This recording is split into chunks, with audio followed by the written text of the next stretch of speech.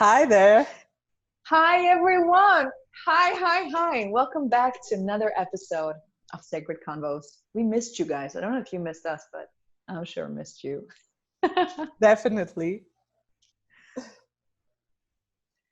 This is Lydia and Alexandra connecting across oceans. One is in Mexico and the other one is in Greece. And we always reconnect across oceans, basically, I feel, through generations, through major themes and topics, and especially with people who are so meaningful in our lives that no matter how much time passes, no matter how many lifetimes pass, there is a reconnection again and again and again. How are you all feeling today? How are you, Lydia? I'm really excited about our connection and exchange. As always, I'm excited to see you and, become this vessel to receive whatever information wants to come through us today. Yeah, we feel very inspired. How about you? I'm the same. I'm pretty inspired. Already this podcast is teaching me so much in terms of showing up, for example, in terms of establishing continuity and consistency in my life, something that is not my strong suit in all aspects of life. In some, the aspects that are always very meaningful to me and a no-brainer, let it be family or friends or health matters, I show up, yes. But anything else apart from my love of surfing and my love to serve humanity with consciousness enriching notions, I've had a bit of a challenging time in understanding what the values of consistency, basically showing up are. And this podcast is teaching me that. So all to every single one listening to us today, tuning in today, you indirectly have been a teacher for me. And thank you for that. Oh, that's so beautiful.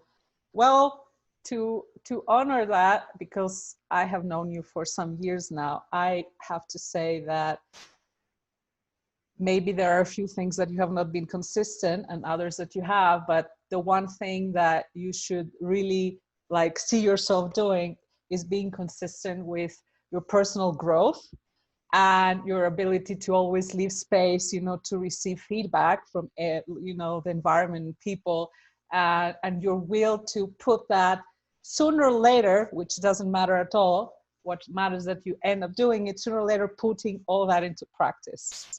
And that's something you have been consistent since the day I've met you. So please take that in, because it's really important. And this is something that actually we all struggle with.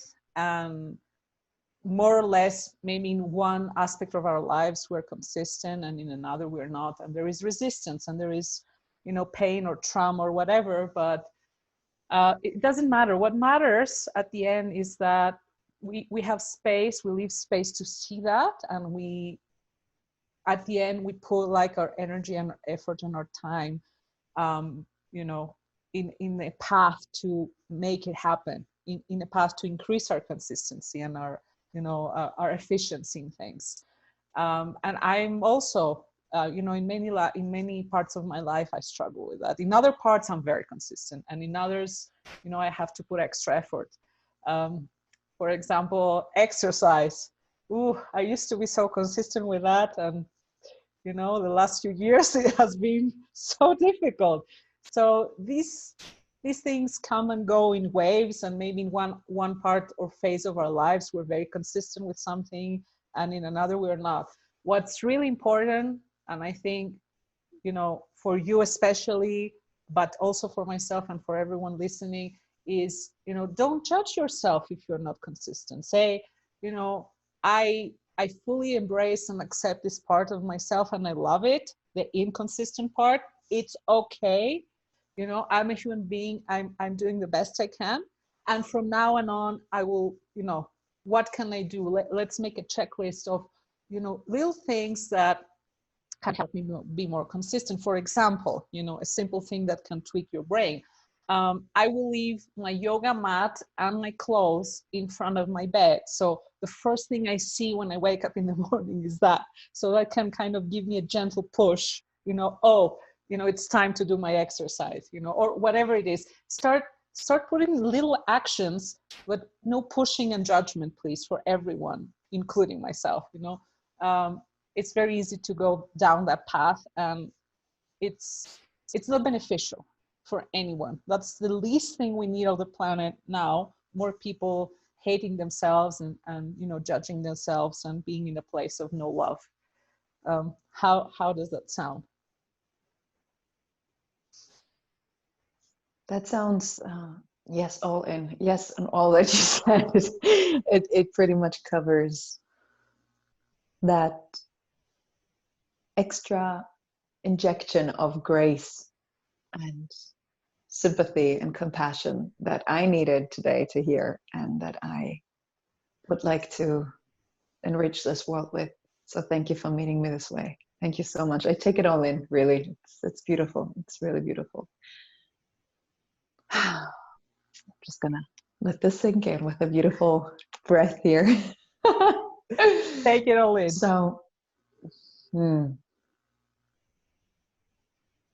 yeah, I think this is something that made me personally, made me have an extra hard time whilst having a hard time, is beating up myself for it and having very little compassion and understanding for myself, but like pushing myself to be in a certain way and behave a certain way. And it took a long time, and I'm still, I guess, in the process to unravel that, to give back the parts that are not me, not mine, that have fed that notion, let it be from past lives or, collective karma, my family, or predisposition, as my soul that I chose to be wanting to be incarnated in the body, mind, soul complex, which would have this as a challenge in life to evolve through.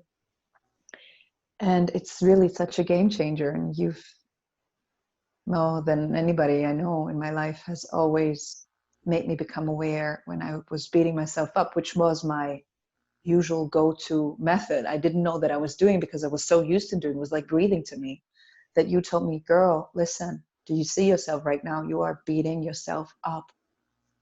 Change the gear and reconsider the path. And whenever you did that to me, I did change the gear, and I'm like, oh, okay, wow. Okay, so it can feel so much more light and kind and at ease and sweet and soft and nurturing. And this has been a magnificent joyride since then. Yeah.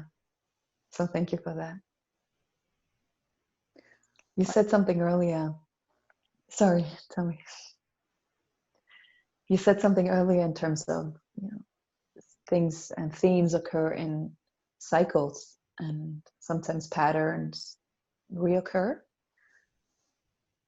What would you say currently, having a background also in astrology, where do you see the collective right now from the viewpoint of astrology? What is happening for us in a collective? I love the way you share that, what is happening for us. Yeah, you nail that. I love it. Yeah, there is a quote that I really love, which says, like, what if everything is happening for us instead of to us? And what if we infuse our mentality and our brain, every day, whatever is happening, we can go through the anger and the sadness and everything, frustration. And after that, after we go through, the waves of emotions, we leave some space. We don't need to believe that. Sometimes I don't believe it because I'm so, frustrated or whatever I'm feeling. But what if we leave a little place, in a little room in our brain, to feel that, like, maybe this is really happening for me, and let's see how that can bring me, something else. So I love that you brought that up. Astrology, yeah, what a incredible subject, like huge, and so many ways to see it. From all the years that I have been researching astrology, and by no means I'm any expert or professional. There are so many people out there that have really dedicated their lives, but I really love it because I always really felt that everything that is around us has an effect on us, you know, kind of also our own house, you know, or the view that we have outside, or the people, you know. There is a research that shows that you become the 5 people that you have close to you. So look around and what is the 5 closest people you have? So if you extend that in a grander scale, we are on planet Earth. So what is around us and what is happening around us? So for me, there is like an intricate relationship, like everything affects everything else. Like we create reality, we co-create, reality creates us, and it's like this feedback loop. So at some point when actually I was doing this research for my PhD, and I was literally like all day going through papers and books, like completely isolated. Very interesting time of my life. But anyway, I found really some pieces of gold that have been done in research, and you know, we have really no idea about it. So there are 2 scientific publications, like in peer-reviewed papers, that I found from around the 1960s, if I remember correctly. And if anyone wants, please, you know, leave a message and I can send you the links after. 2 scientific publications done in USA showing that when there was 3 planets, including Earth, like 2 more planets, having a 90-degree square with Earth. Like imagine you look all the planets around and you literally make the lines, and that forms like this 90-degree angle, which is called a T-square in astrology. And this guy had nothing to do with astrology, right? He was an engineer, actually. He found out that when this occurred in our solar system, the radio waves could not be emitted. There was a disruption in radio wave emission. I found this mind-blowing. Like, I actually thought until that time that astrology was something, you know, in the energy realm, in the etheric realm, or, you know, whatever other way you want to say that. But actually, there is proof that the configurations of the planets, meaning the way they're aligned or not aligned, or the aspects they make with each other, which is pure geometry, by the way, affect things on Earth physically, not just energetically. And this for me comes back to, you know, this sacred knowledge of geometry since ancient times, that, you know, why people use sacred geometry in temples and in houses. And it was something like so important, because basically, and now we have far more research on that, the geometry that we have around us affects us in many ways. So the geometry of the planets around our own planet has an effect. So I don't know, how does that sound for you? It's clear what I'm saying, or you have anything you would like to ask until now? I think usually in our conversations, if there would be one give that would, you know, portray how I feel when when you dive me in such beautiful new themes, it's like, you know, like, wow, mental capacity imploded. I'm loving it. No, you really took me to space right now, and I remember this visual representation of the dance around, I don't know which 2 planets there were, to be honest. I do. But yeah, tell me which one. You posted it on Facebook. It was Jupiter and Mars, and I was just looking at it this morning, and I was like, wow, it's so beautiful. That, yes, thank you. So it's Jupiter and Mars. And that what you found so beautifully, I'm just going to mention it for the viewership as well. It was, guys, imagine like one planet at the center, and around it, in beautiful, magnificent, symmetrical dances along its movement, was this other planet that was rotating around, crafting an impeccable picture of divine beauty, and truly symmetrical in all perspectives. And I said, look at that. It allows me sometimes, when I zoom out of the Earth, when I just tap into what else is going on around the world, around this orbit, the greater galaxy, then the things I'm worrying sometimes about, I come back with my mind, I'm like, Really? This is what upsets you? I mean, you're right now on a planet that spins on its own axis, has an axis that tilts every year a little, part of the sacred huge dance with other planets. And you want to bitch out about that? Nah, girl. Nah. So I find this very fascinating what you tell me. And I also find this extra value in you saying that that report was a clear scientific report. And I wanted to ask you if you know any more details on how this affected the radio magnetic wave patterns. How were there, what do you interpret? How were they affected by that? Well, we know now today that geometry affects electromagnetic fields. And we know, for example, that geometry can affect water, and it can affect water not in our ideas, oh, the water is more, harmonic or whatever.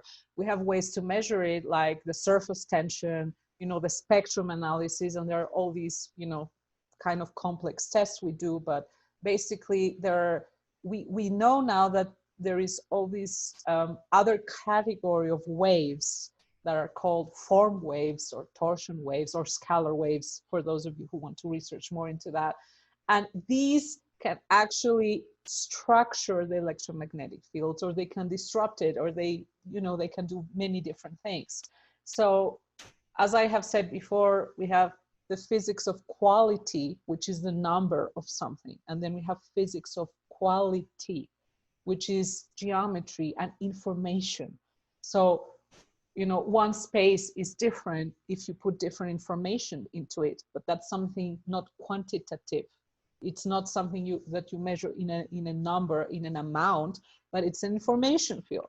Like these experiments that were done, with rice, that, one rice was blessed and said thank you to and all that, and the other rice, it was like, people went over there and said, I hate you and all that. So you see a completely different effect.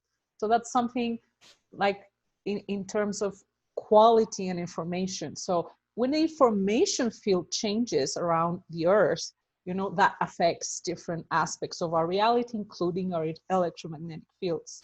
And that's something that was like known since ancient times, and it was this sacred knowledge, and all these like ancient civilizations knew about it in detail that we have not reached yet, in my opinion.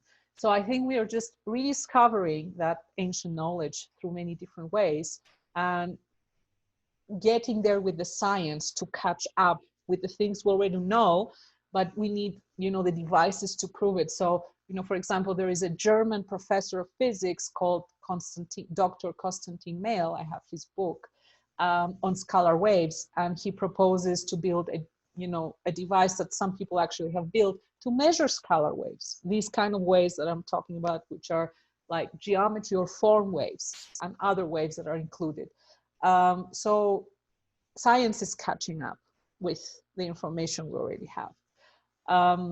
But in terms of the question that you asked me earlier about what is going on, I'd like to share a little story, because I really like stories. The way I was initially introduced into astrology was through my father. And my father, he's a civil engineer. And when he was in university studying in the Polytechnic school, there were friends of him talking about astrology. And he was like, come on, this is bullshit, I don't believe in it. And he said, I'm a scientist. I have, this mathematical mind and all that. I will study it just to prove you how it doesn't work. So he took books. He took books. He got into it, and he started studying people's charts and things like that, and seeing, if there is correlation with life events and things like that. And he actually found out that it did work. So he ended up studying it even further. So that's really fascinating to me. If you're out there and you're listening to this and you feel, maybe astrology doesn't work or it's just woo-woo, there's one thing. I just invite you to go deeper into it and give it a try. and see yourself. That's what I have been doing all these years. And there's so many aspects of astrology that I think are fascinating. For example, one is looking what is your, like, your deepest wound, and through that, what is your biggest gift, and how you can use that in your mission. And what's your mission? What are the things you have overdone in the past, if you believe there was a past, of course, and where is your future? Where should you target yourself in terms of your soul evolution? That's one thing that I found incredible, and it has been incredibly healing for me and empowering in terms of giving me clarity to, towards where should I go. And the other thing that, we have been doing recently with you was the cartography. So what are the different places on this? Yeah, please go for it. No, please. This was so good. This was such a crazy experience. But please, you tell me your experience firsthand. Better. Okay, guys, I already tapped a bit onto this subject in one of our past sessions, one of our past episodes. But since our main theme today, main topic is astrology and the personality, I think there's more space for me to go into detail. So there is my magical unicorn, aka Lydia de León, telling me, you know what? I just recently discovered that there is this whole different scope, this whole different take on how astrology affects not only you at a certain given space and time, but you in regard to physical geography. I said, what do you mean? She said, well, just like every aspect of your chart correlates to one bigger subject, to one bigger planet, whereas you could have your moon over here in this house and this planet in this house. I'm an illiterate when it comes to astrology, so I don't know anything about anything regarding this, but I know how to listen. And I said, okay, you know what, let's dive into that. I didn't fully grasp the concept until we did it. And what I saw was in the session that you had opened up a map of the world, and that map had received certain node points, certain lines that would correlate to the planetary energy and the different aspects in life, and how this would affect me and my disposition, my astrological chart. And we found out that the places I felt most drawn to and felt most alive and vibrant and super joyous were truly the places where a certain line that affected that very energy field within me, that would have been, super responded in that region of the world. And it made a lot of sense to me. It made a lot of sense to me in different regards as to why I felt, very challenged in a certain way, and whilst living in this region of the world, and on the other side where I felt very much uplifted and elevated and nourished in a very wholesome and healing way in a different part of the world. So that got me back into believing that,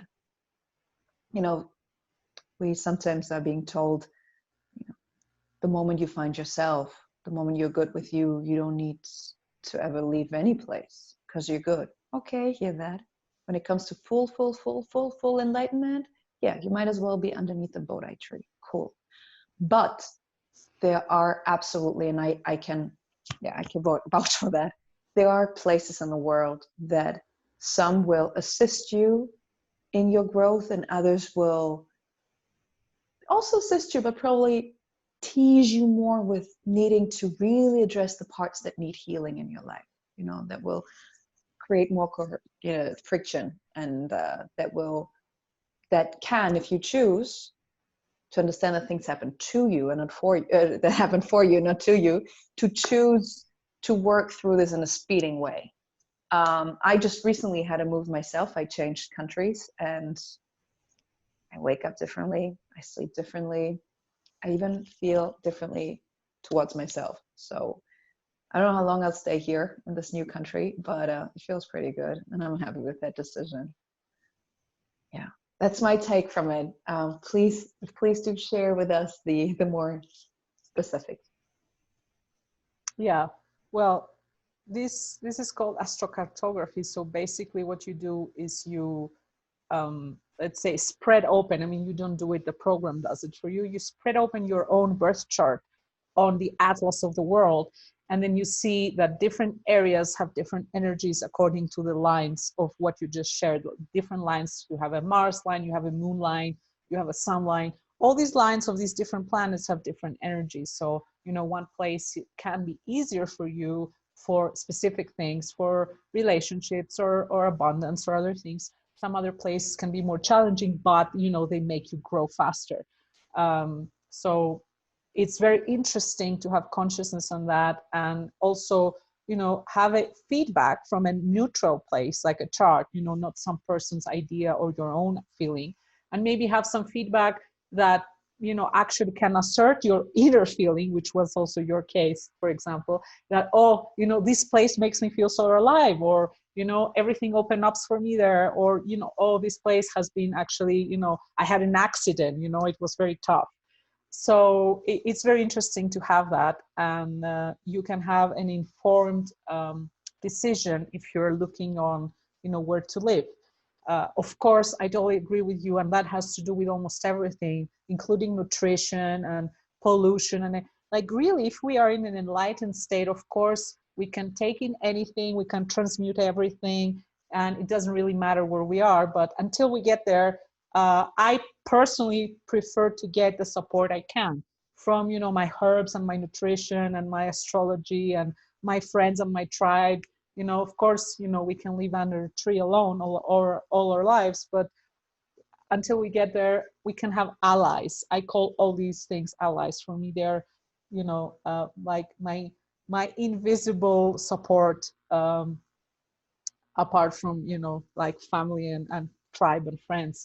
So yeah, I think, of course, there is something I'd like to clarify here, that there is a way to see astrology as with everything, that, you know, oh, I have this thing on my chart, you know, I can never get out of it, for example, or, oh, this transit is going to happen, and, you know, there is nothing to do, I'll just have to suffer. I completely disagree with that. That's very old, like conventional astrology, and also a way to see life. It's not just astrology, right? Personally, I find it very beneficial to receive that information and see how I can use that or transform that or become more conscious about an aspect in my life. And I had read a very interesting book in the past that explained that, you know, all these um, aspects that the planets form create waves. As everything in life, you know, we have waves and cycles. So he was explaining that, like, also economic, that affects economic cycles. So for example, it has been shown that solar flares, listen to that, solar flares are completely correlated with economic cycles. That can make you think that, oh, you know, I cannot do anything about it because it's all about the sun. You know, whatever the sun does, I am affected, so I'm helpless. On the contrary, what this is showing you is an awareness of where we are in that cycle. And he was explaining that the cycles have up and down, right? So you can know whether you're in the up part or the down. And we have, he explains through physics actually, that we have the potential to, of this up, to make it even higher as an altitude of that wave, and the trough make it shorter. We cannot make a down part up, and the contrary, we cannot change the cycle, but we can shorten or make higher this altitude of the wave, which I find fascinating. So that means that if, for example, you know, there is a tougher economic cycle, we can make that much milder, and the upper part, we can make it much, you know, beneficial for everyone. And that goes for every single thing.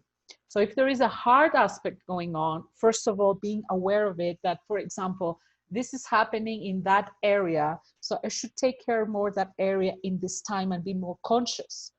For example, if it's relationships and there is a crisis in relationships, you know, let me not be just exploding every day and saying whatever to my partner. Let me just be more conscious how I'm going to word it. And if there is a crisis, how can I beneficially use the crisis to reevaluate my relationship and help it go to a next phase?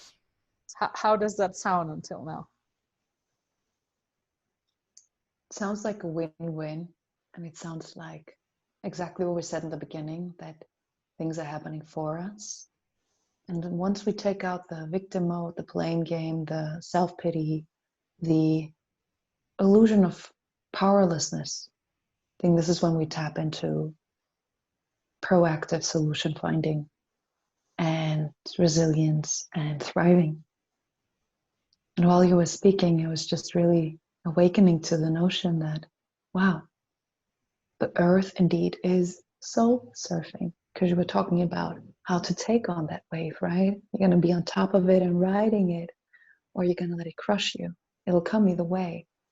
And that, I find, is just an invitation of grace to see how you're going to use your grit, how you're going to use your grace, the gratitude, and all the tools given to you, the ones that you know of, the other ones that you are yet to explore and discover for you. When I say you, I mean the one singular person, but actually everyone. How would you say currently, I read a bit that right now, as of end of May 2020, we have some retrogrades going on. How would you describe, first things first, very basic, what is a retrograde in self? Yeah. A retrograde in the physical world is when a planet appears to go backwards compared to if we put the focal point in Earth, okay? So it appears to go backward. Of course, it's not going backward. The energy of that is things from our past that are not resolved. So we have to take a step back and reevaluate things that we have left unresolved, unbalanced, unharmonized, and it's an opportunity to reevaluate situations. So of course, according to where everybody's charts and things are, it affects different aspects of our life. But indeed, the next few months from May until actually November, almost December, we have a lot of retrogrades, which actually give that space for us to reevaluate things that we have just left, in a kind of this distorted situation, and we need to kind of unravel that. It's that opportunity.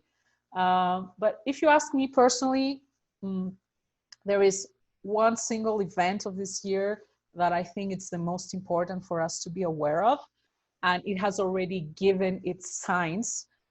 It's a conjunction. A conjunction means when planets come together. So let's say Earth is here and you have one planet here, one planet there, and they're all in a line. So if you see them from Earth, you see them all in a line. If you would see them from like a top view of the solar system, that's a conjunction. So that is happening this year with 3 major planets. And I'm saying major because they're huge in size physically, but also in the energy, they have a big influence. And that's Pluto, Saturn, and Jupiter. And why do I think this is important? Because we already had this conjunction of 2 of them, with Jupiter being a bit away, these previous months. And it will happen again with the 3 of them in December. When I say in December, that doesn't mean that things can happen exactly in December. They can happen a little bit before or after or during that time. What does that mean? So Pluto, even the word Pluto has to do with abundance. It has to do with possession. It has to do with the underworld. Pluto is the modern name for Abyss in ancient Greek mythology, the ruler of the underworld. He's also the ruler of life and death. Yes? I'm just feeling a bit of these like Hades energy here because it's getting really dark. So let me have a conjunction with the light. Okay. And keep your frame of thought in one moment. Hold on. Yeah.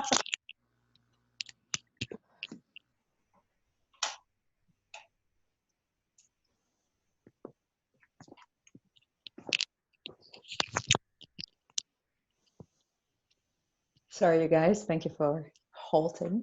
There I Back am. into Okay, the you light. want a great. Yeah. I like the sun more than Hades, but everything is necessary. Please continue. Yeah. So, by the way, in ancient Greek mythology, we have Zeus or Dias, and we have Adis, which is not Dias. You know, the A in Greek, for those of you that have no Greek origin and don't know about the Greek language, it makes it the opposite. So, Adis is the opposite of Dias. It's the one that is not Dias. So, he's the ruler of the underworld. I think in English it's pronounced. In English, it's pronounced Hades for anybody who wants to do a thorough checkup. Yeah, Hades, Pluto. It's the same god, the same energy, the same property. Let's say the same quality. Also, he's a ruler of death and rebirth. Right? Keep that in mind. There is no death by itself, just like that. It's always a cycle. And it's a deep, deep transmutation of things, like transforming the shadow into the light. It's something very deep. Then we have Saturn, and Saturn is justice. Saturn is the government. Saturn is the law, okay? And both of them have the energy of restriction and also taking away things, losing things. And usually when these things happen in life, there is a deep meaning of us needing to lose something in our life. So we need to go through a power of a transformation. And then we have Jupiter. Jupiter makes everything bigger, amplifies things. So when it finds a when it finds like a Saturn-Pluto conjunction, what it will do, it will make it global, for example. So think of what we have been going through. We have been going through a quarantine that the government is taking away freedom, you know, in a way, if we see it that way. It's imposing laws. Also, Pluto can be very tyrannic in its unbalanced aspect. You know, it can impose a tyranny. It can take away possessions and money. So many people right now are suffering because their businesses have been closed for a few months and, you know, they're out of income and they have a lot of problems. So I would say, as with everything, why I was mentioning this before about the waves is that this is a wave, and with our own intent and choice, we can choose how to use that quality. So as everything, and we always keep on saying that in the Sacred Convos, I think it's one of our favorite quotes, it's our responsibility is our responsibility. So yes, these conjunctions are happening. The way we respond to it and the way we choose to use it, it's our responsibility. We have the freedom to choose that. That's another topic that I have always been very, you know, fascinated and scared at the same time. It used to bother me a lot in the past, like, oh, you know, if there is this astrology and everything is predetermined, like, you know, there is nothing for me to do, you know, and that really scared me.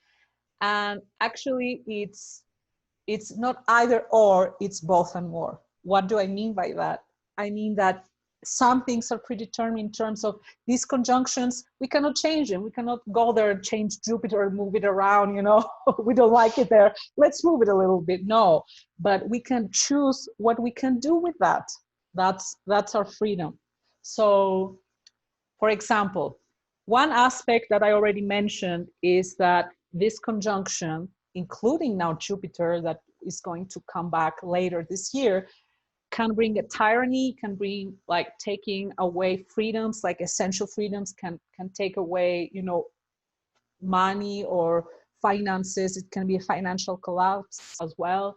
It can be so many things. I haven't studied like the charts of what's going on exactly in these months, so I have no idea. I'm just giving you what is the main conjunction of the year, in my opinion, that has already happened once. And it's important to be conscious about it because we can use it in a different way. So what's the other way? The other way is a death and rebirth of our governments, a transmutation of all the things that are underground and are spoken, and corruption, you know, all these pedophile things that is coming out into the light, and all the secrets that are coming out, from WikiLeaks, from governments, from all these things. It's a cleansing. Pluto is extremely cleansing, and it will go deep. Pluto is not just, you know, a caress in the hair. It's something that will go deep into the core of the earth to really cleanse, die everything that is sick, and leave everything to be reborn that is pure and deserves to be reborn. So it can be a huge cleansing. And because Jupiter is also there, it can be something global, something huge. And it can be also a cleansing of the government, of anyone that is like out there as a leader, you know, outside politicians. It can be people that are ruling the world but are not in politics actively, people that are enforcing laws. And because Saturn is there, there is also justice. So through this oppression, through all these things that we have been going through, there can be a death and rebirth of all the things that don't serve us anymore. And we know the situation that we're living right now on the planet doesn't serve us in any way. It's not sustainable. You know, there are people starving. There are people that don't have access in basic things like water. And instead of us, you know, putting attention in something that is just for the entire planet, we're usually, including myself, preoccupied, you know, with whatever frustration we have in our everyday lives, and we're always missing the bigger picture. So this is definitely a time to see the bigger picture and to go deep and make a deep transmutation.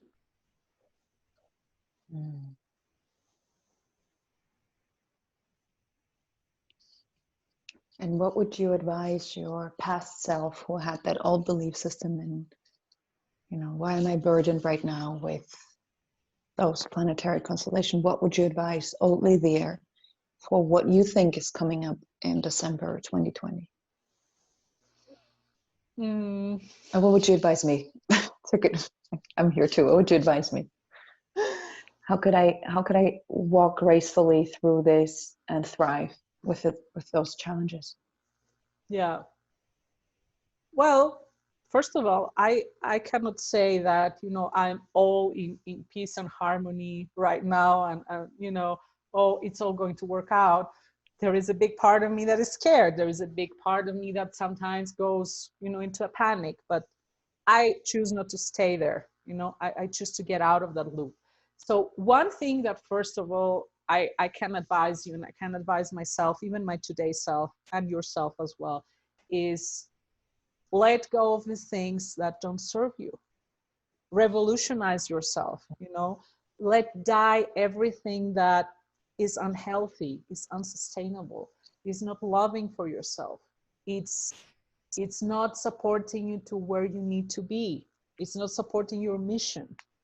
Let it go.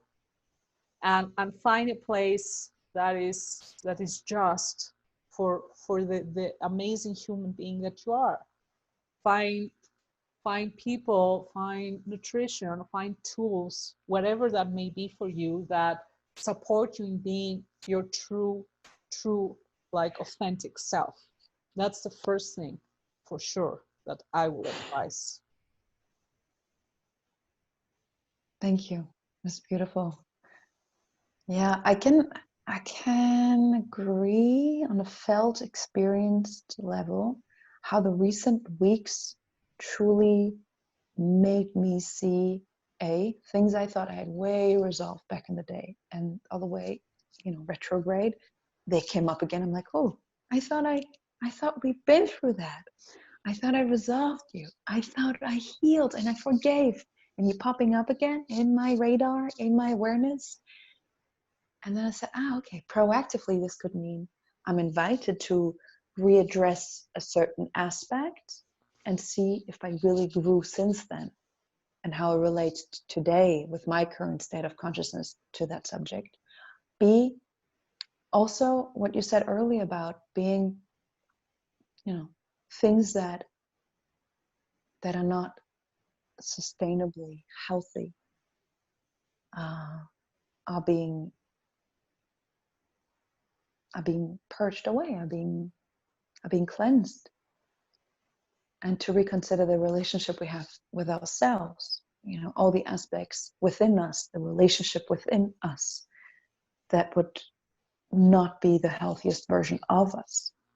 I can actually say, indeed, the past 2 to 3 weeks were a major catalyst for a massive internal change that I've been working towards for many years, but the tipping point happened now. So I absolutely second all that you said so far. Yeah. And also, I think my major takeaway from this current period in regard to what is happening in the collective, what are we co-creating here, how can I benefit from those learnings, is I allowed myself to define and not just mentally define, but really feel what is that one thing that I can always rely on. What is that one place, and it can be immaterial, where I can derive safety and protection and trust from. And I think it's a very personal subject for everyone. It's quite intimate as well. And for me, this has been the connection to source, the connection to the divine, knowing that anchor, that connects me with all that is within me. And the more I honor it and nourish it and I cherish it, the more stable it becomes. How? We're back on consistency again. So that's been my takeaway. If everything breaks away, if you're like, if it's not a smooth sailing, and it's you're on a very rocky surface of the water, and you're on the ship, and you don't know if you're going to make it. There's just one place in the ship, or maybe the stars that you look up to, that are going to be there. And that's my takeaway. Beautiful. Thank you for sharing that. What about you, Beloved? Thank you for receiving it. Absolutely. Same here. Anytime that I find myself in a challenging situation, either it's like a internal situation or an external situation, with my partner, with my family, with my work, whatever that may be, coming back inside myself and connecting myself, changing my frequency to a higher level of consciousness and connecting to my higher self has been the most important help ally that I've had in my life. And for me also, because space is very important for me, like my physical space, having a space to make that work happen, it's so important. So if that's for you a little corner in your bedroom or wherever that may be, or you have a small little room or a whatever that is, that you can just put, I like to call them like resonators, things that resonate with your higher self, with your soul, with your spirit, whatever you want to call it, with your divinity. You can put a beautiful image, a mandala, a little statue, flowers. If you're a nature person, take beautiful fruits and seeds and fill it up there and put a candle. A deck that you love, a tarot deck or whatever that is. I really think it's very important to have that in like a physical thing in our house, because that little pick-me-ups. Yes. And sometimes when I'm in not a good place, sometimes it's harder for me to push myself and go isolate myself and go meditate, because I am in whatever crisis. But if this little space is there and I just see it, I intuitively or unconsciously start interacting with it, and that starts to create this exchange. And I'm like, okay, maybe I should go there. And even if I'm not meditating, if I'm sitting there, I have infused that place with so much work that I have done before with energy and meditation, that even just being there, I'm just receiving all this, field that I have created. What I was sharing before about this information field, it's there. So I am benefiting from that, even if actively at that moment I cannot do it and I cannot raise my frequency. So I think that's the most important. And I would love to share that with everyone. I really, really believe that that's different for all of us. We have to find our own way to this connection. For some people, it's breath work. For some people, it happens after yoga. For some people, it happens when they go in nature and they just, walk in nature. Some people need like a little temple in their house. Some people need music. Some people like silence. We are all so different. Don't try to just copy paste, whatever any teacher is saying, oh, this is the way. What I advise you is try different things and see where you click. There are some things that when I do them, instantly there is like a click, like my energy changes.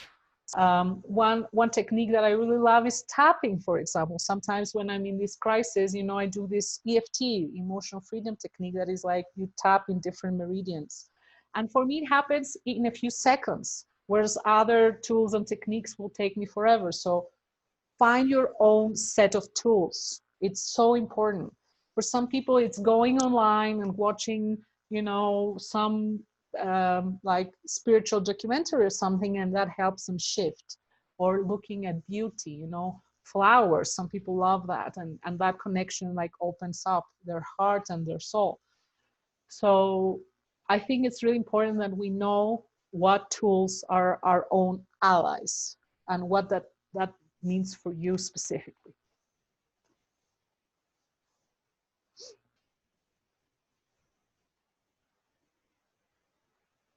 Yeah, absolutely. Thank you for your beautiful sharings. What is meaningful for you? And highlighting also that everyone has different needs and different go-to methods that work for them. And nowadays we are as lucky to find ourselves in such a rich, abundant field of different offerings, services, methods, and schools of thought, schools of spiritual evolution, that there is something for everyone. And sometimes it can be also apart from any phone, any online search, but just as much as walking barefoot on the grass or gazing towards the sun or hugging a person.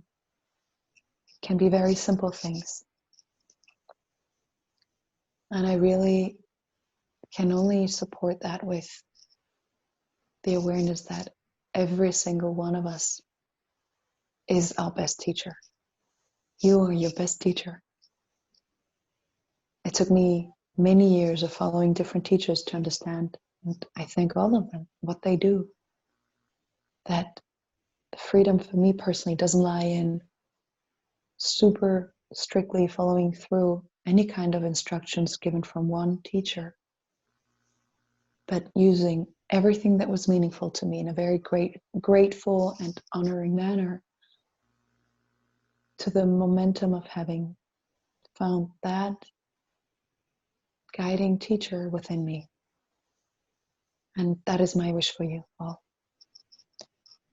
However, until you do, or maybe part of the way for you to do that, is booking another amazing session with Dr. Lydia Isabel de León, either on astrocartography or on how to benefit a better health in regard to your house situation, how to boost up the energy levels and the life force within your own living space, or in having her support you with nutritional, deep knowledge that, to me, at least make me, my family, my brother, avoid a lot of surgery. It's very, very soothing and beautiful and, soothing methods. Yeah. Thank you so much, my dear. I'm honored. Um, your sharing really touched me, about, you know, understanding that you're your own teacher. I think that's something like deeply authentic, and I think that's something we all need to understand and leave space for. And even, you know, when we are a beginner, um, I think it's really important to have teachers and guides.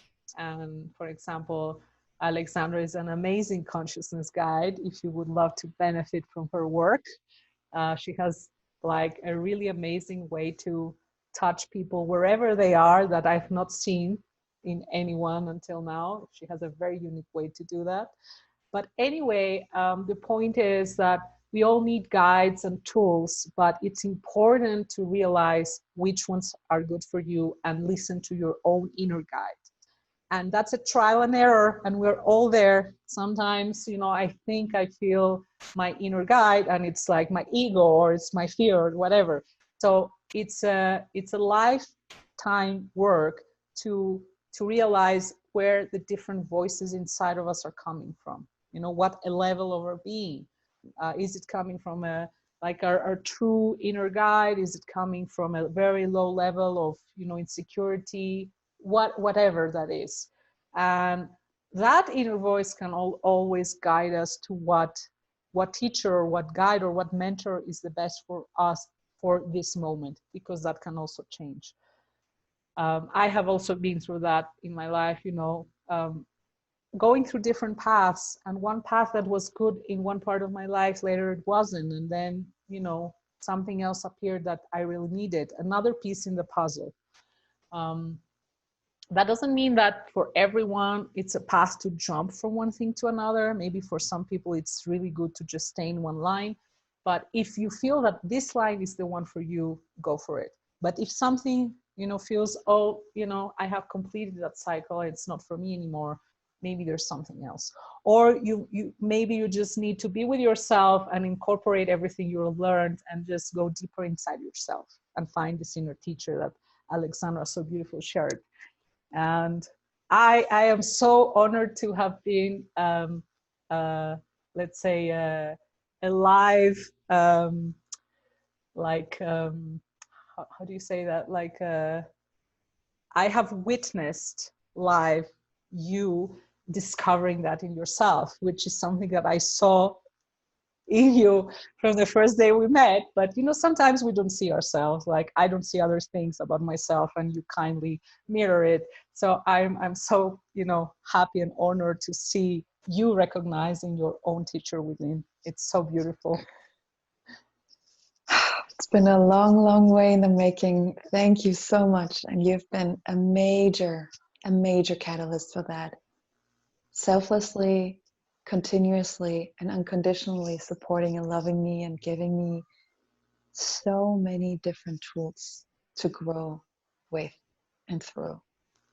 So I'm here also because of you. Thank you so much. We are all in this together. More than ever, Yep. we need each other. We need each other. I mean us too, but I mean our tribe and humanity. We all need each other, no matter where we are, in what level we are, where we are in our path, and what our belief system is. We need each other. We need to be together more than ever. I think this message comes a lot, and from this astrological voyage that we did today, I would like to leave everyone with one thought. Remember, I mentioned about this Pluto and Saturn, you know, this kind of tyranny and suppression of things and taking away freedoms.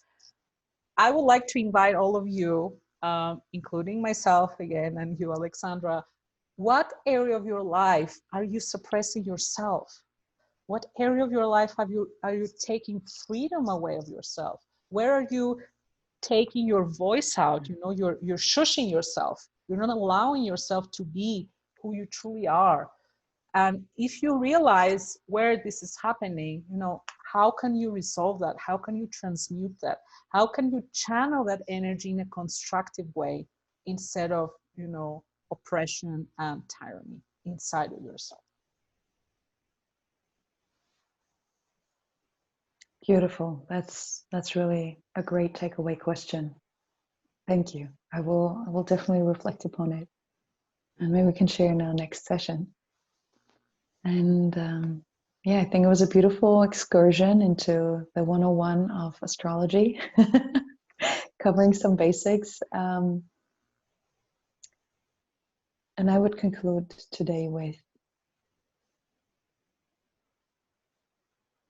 if a person right now from your past comes back out of the blue, no matter how many years you haven't heard from him or her, no matter how deep the bad blood was, see this as your initiation towards the new relationship that you have established with yourself, or currently establishing, currently birthing, and how you regard this person today. And what are the learnings you can take away from your past relationships, no matter how painful they were in the past. It's the moment we realize a certain pattern is like when you can change it.